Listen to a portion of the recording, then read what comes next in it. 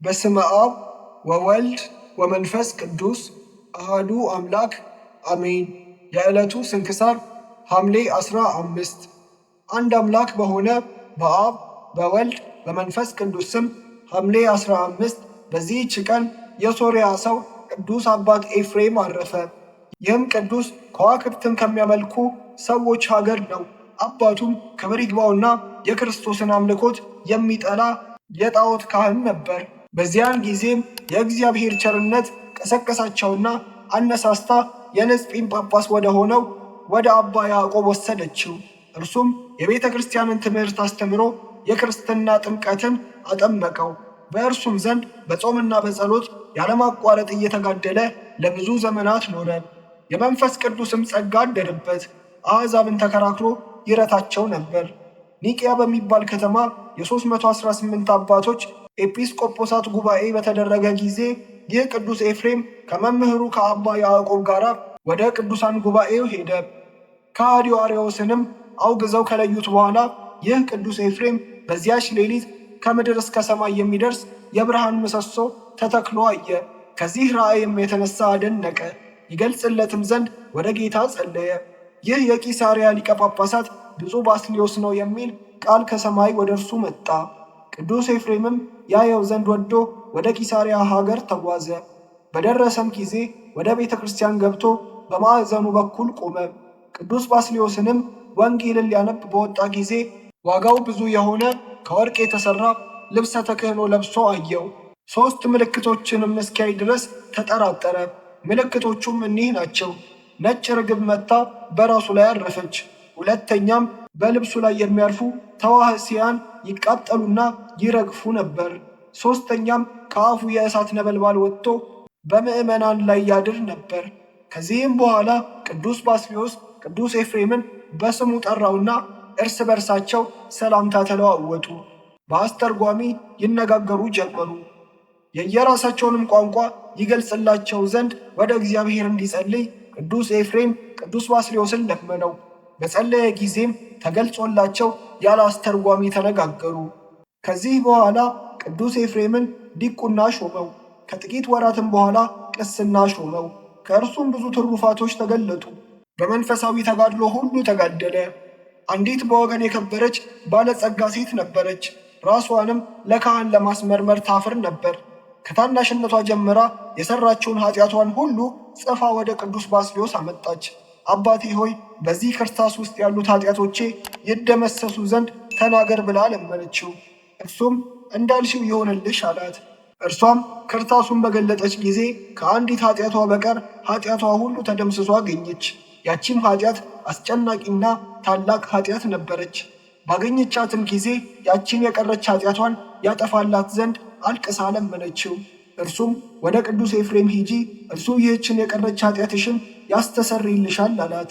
ወዲያውም ወደ ቅዱስ ኤፍሬም ሄዳ ከእርሷ የሆነውን ሁሉ ነገረችው። እርሱም እንዲህ አላት፣ ፈጥነሽ ወደ ቅዱስ ባስልዮስ ሂጂ፣ ግን ሞቶ ወደ ቤተ ክርስቲያን ሲወስዱት ታገኘዋለሽ። ሳትጠራጠሪም ይህችን ክርታስ በላዩ ጣይ፣ ይደመሰስልሻል። ያቺም ሴት ወደ ቅዱስ ባስልዮስ ተመለሰች። ሞቶ ተሸክመው ወደ ቤተ ክርስቲያን ሲወስዱትም አገኘችው። ያንንም ክርታስ በአስክሬኑ ላይ ጣለችው። ወዲያውኑም ተደመሰሰላት። ይህም ቅዱስ ኤፍሬም ብዙ ተአምራቶችን አድርጓል። በዘመኑም ዲዳን የሚባል አንድ ከሃዲ ተነሳ። ይህም አባት ኤፍሬም ተከራክሮ ረታው። እጅግም ብዙ የሆኑ 14,000 ድርሳናትንና ተግሳጻትን ደረሰ። ከእርሳቸውም ውስጥ አምላክን የወለደች የእመቤታችን ቅድስት ድንግል ማርያም ውዳሴዋ ነው። አቤቱ የጸጋህን ማዕበል ግታልኝ እስከሚል ድረስ ድርሳናትን ደርሷል። መልካም የሆነ ገድሉንም በፈጸመ ጊዜ ወደ ወደደው ወደ እግዚአብሔር ሄደ። ለእግዚአብሔር ምስጋና ይሁን። እኛንም በብፁዕ ኤፍሬም ጸሎት ይማረን፣ በረከቱን ከእኛ ጋር ትኑር ለዘላለሙ አሜን። ዳግመኛም በዚህች ቀን ከ45 ሰማዕታት ጋር የአባ ሐርዮንና ተአምራትን የሚያደርግ የመስተጋድል መነኮስ የፍሬምናጦስ መታሰቢያቸው ነው። በምስር ስንክሳር እንደተጻፈም የሕፃኑ ቂርቆስ የሰማዕትነቱ መታሰቢያ ነው። በረከታቸውን ከእኛ ጋር ለዘላለም ትኑር አሜን። በዚህችም ቀን አባቶቻችን ቅዱሳን ሐዋርያት ጴጥሮስና ጳውሎስ በንጉሥ ጰራግሞስ ላይ ተአምራትን አደረጉ። አምላክን ከወለደች ከእመቤታችን ቅድስት ድንግል ማርያም ፍልሰት በኋላ ደመና ነጥቆ ወሰዳቸውና በቤተ መንግሥት መካከል አወረዳቸው። ንጉሥ ጰራግሞስም ባያቸው ጊዜ ደንግጦ እናንተ ምንድናችሁ አላቸው። እነርሱም መንግሥታትን ሁሉ የሚያጠፋ የሚሰሙትንም ማዳን የሚችል የሕያው እግዚአብሔር ልጅ የክርስቶስ ባሪያዎች ነን አሉት። ንጉሡም ነገራችሁ ትክክለኛ መሆኑን እንዴት ማወቅ እችላለሁ አላቸው። ከዚህ በኋላ ክብር ይግባውና ጌታችን ያደረጋቸውን ድንቆችንና ተአምራቶቹን ነገሩት።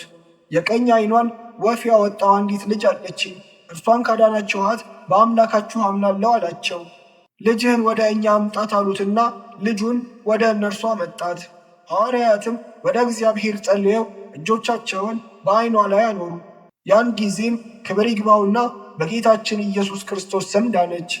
ንጉሡና ሕዝቡ ሁሉ አይተው ከሐዋርያት እግር በታች ሰገዱ። ክብር ይግባውና በጌታችንም አመኑ። ከዚህም በኋላ ሐዋርያት ክብር ይግባውና ጌታችን እንዳዘዛቸው ወደ ሀገረ ፊልጶስ ሄዱ።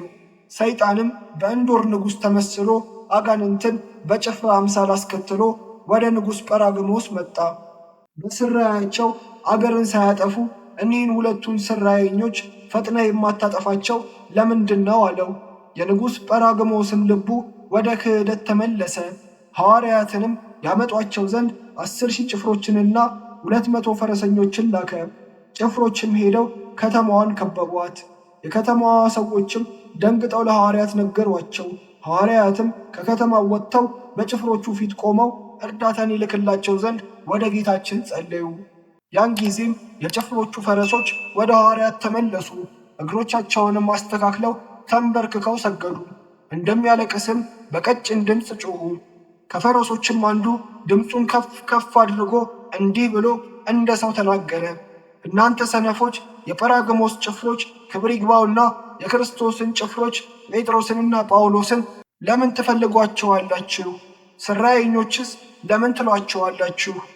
እነርሱ ግን ስራይንና የሰይጣንን ሥራ ሁሉ ሊያጠፉ መጥተዋል።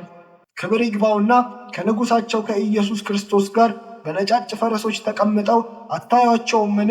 ለክብር ንጉሥ ለክርስቶስ ጭፍሮቹ ትሆኑ ዘንድ ስሞቻችሁም በሕይወት መጽሐፍ ይጻፉ ዘንድ ስለ እናንተ ይለምናሉ። እኛ እንኳን እንስሳ ስንሆን ለአምላካቸው እንሰግዳለን። ፈረሱም ይህንን ተናግሮ ዝም አለ። ከዚህም በኋላ እንዲህ የሚል ቃል ተሰማ። ሐዋርያቶቼ ሆይ ሐዲሶች አትክልቶችን ቸለል አትበሏቸው። ያን ጊዜም ሕዝቡ ሁሉ ዓይኖቻቸውን ቀና አድርገው በታላቅ ክብር ወደ ሰማይ ሲያርግ ጌታችንን አዩት። እነዚያም 10,200 ጭፍሮች ክብር ይግባውና በጌታችን በኢየሱስ ክርስቶስ አመኑ፣ ለሐዋርያትም ተገዙላቸው።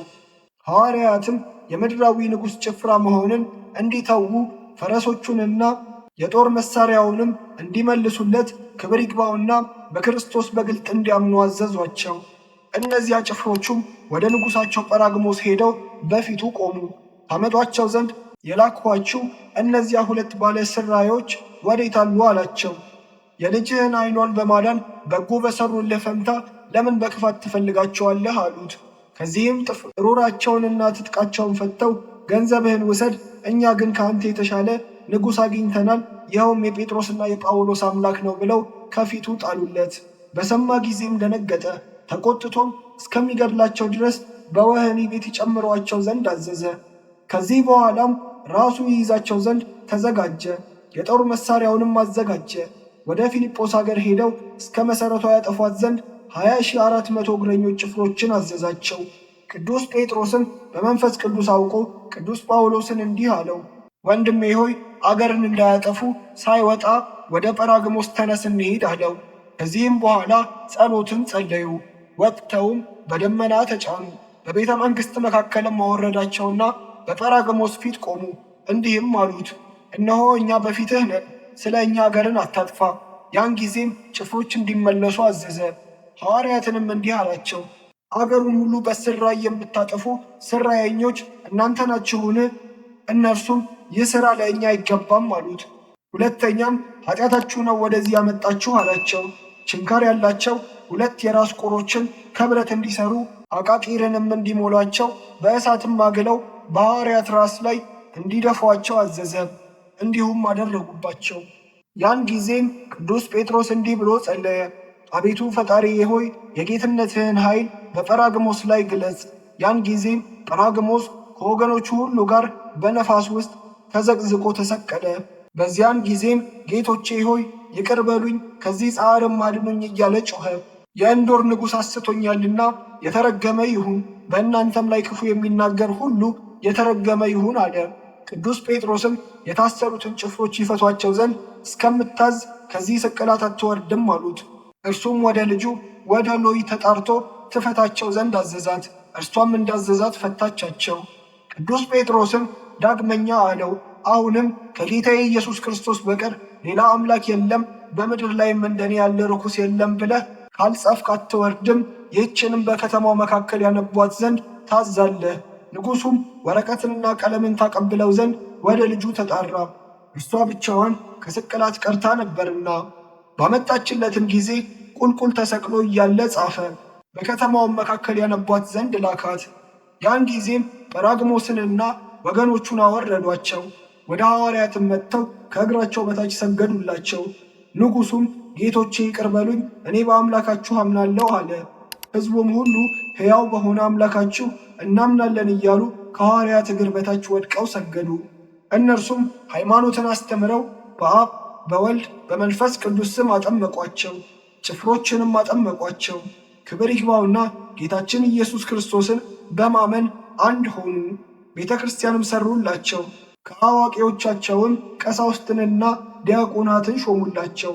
ነገረ ምስጢርንም እያስገነዘቧቸው በእነርሱ ዘንድ ኖሩ። ሃይማኖታቸውም ይጸና ዘንድ ቅዱሳት መጻሕፍትን ሰጧቸው።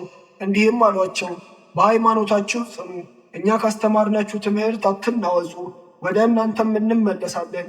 ከዚህም በኋላ ሰላምታ ሰጥተዋቸው ወደ ፊልጶስ ሀገር ሄዱ። ለእግዚአብሔር ምስጋና ይሁን።